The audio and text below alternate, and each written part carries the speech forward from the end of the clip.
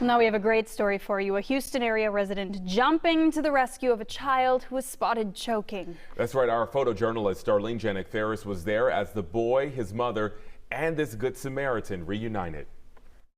I've never felt that kind of terror. He told me he was thirsty, so I handed him a water bottle. Right as I handed it to him, I said, "Don't open it with your mouth." But by then I heard the sound, the gurgling sound. And I pulled over in the turning lane, and I jumped out of the seat, and I pulled him out of the back seat. I started doing the Heimlich, and I was desperately just like crying and screaming for help, and everybody was passing by.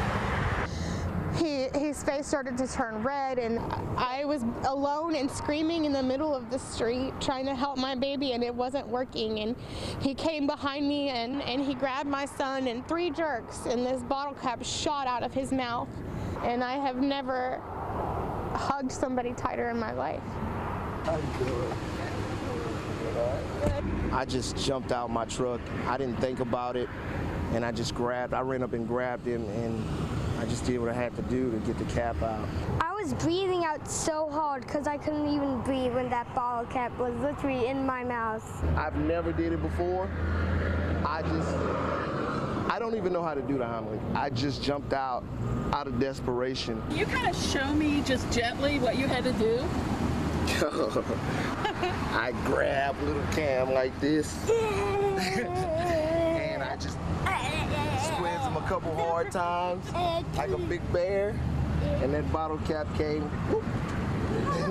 Well, I'm a father, and to see a mother out there yelling and screaming, trying to, put life back into him because he couldn't breathe.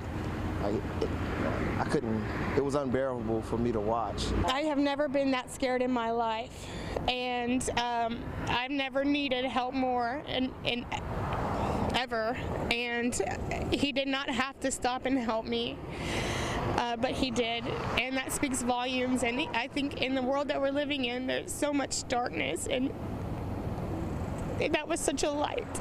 I will never forget you. Never. I work with a lot of kids anyway, I'll never forget you. I'll never forget you either, brother. I'm just glad that we got that cap out. I didn't want this much credit because what I did was something that I would want anybody to do for me. Like seeing these two smile again, like that was all that I needed. You just gotta love that.